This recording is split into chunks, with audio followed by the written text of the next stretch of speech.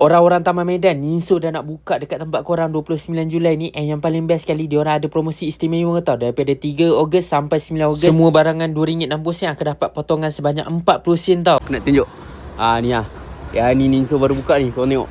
Dia tengah loading barang. Ni korang tengok.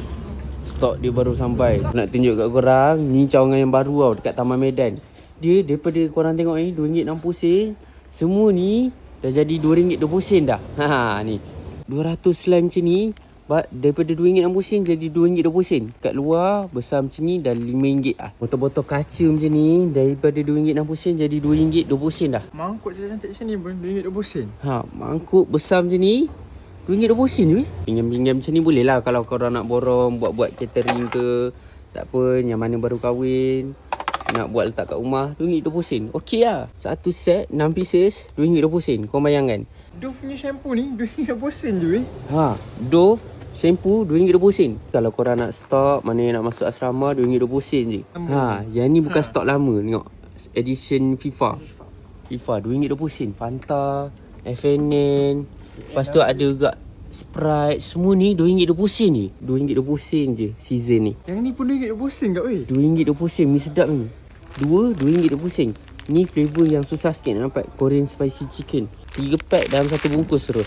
Kicap manis RM2.20. Sos lemon, cili kering dah siap pack, RM2.20 je. Besar macam ni RM2.20 je. Dekat 1 kilo RM2.20 je. Kuat ni kalau kat luar dah RM4. Yang ni RM2.20 je. Type C ke Lightning RM2.20 kak? Kabel Type C ke Lightning RM2.20 je. Pop mi paling susah nak dapat lah.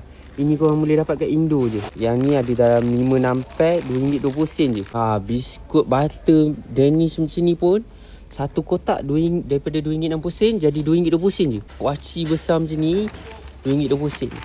Ini kalau buat borak sedap ni. Cover phone RM2.20 je. Mana kau nak dapat? Beli online pun tak dapat harga macam ni. Ni bahagian atas dia lagi banyak tu barang rumah dia. Ini kalau MBP ke apa dah berbelas. Lepas tu ada baja-baja.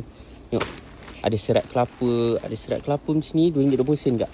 Bekas-bekas korang nak letak barang macam ni punya besar, daripada RM2.6 jadi RM2.20 je. Kotak air yang siap ada tempat minum, ada straw apa semua, RM2.20 je. Senang nak bagi anak-anak korang. Ni kalau hilang pun botol-botol ni korang boleh beli terus. Ada 10 pieces RM2.20.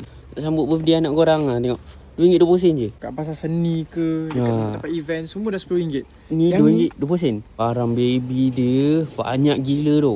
Ini boleh lah nak letak bawang ke. Spray paint macam ni RM2.20. Ini Ninso yang baru buka dekat Taman Medan. So orang-orang Taman Medan, so korang kalau nak beli barang murah, korang boleh datang Ninso Taman Medan. Ni korang tengok. Ini bahagian yang ni house decoration dia. Korang tengok. Tengok ni. Bantal kat sini RM20 je. RM30 je? RM30. Lagi murah daripada TikTok. Barang-barang rumah korang boleh tengok macam mana dia dah siap sampel dia. Tapi ni so ada satu bahagian baru ni tu value. Korang boleh dapat barang-barang yang ni yang macam premium sikit tapi harga murah. Lepas tu kat sini pun ada Rexona. Semua dekat satu je. Korang tengok ni. Bapak besar. Ninso Taman Medan ni akan buka 29 Julai 2026. Yang paling best sekali, diorang ada promosi istimewa tau. Daripada 3 sampai 9 Ogos. Semua barang RM2.60 akan jadi RM2.20 untuk Semenanjung Malaysia.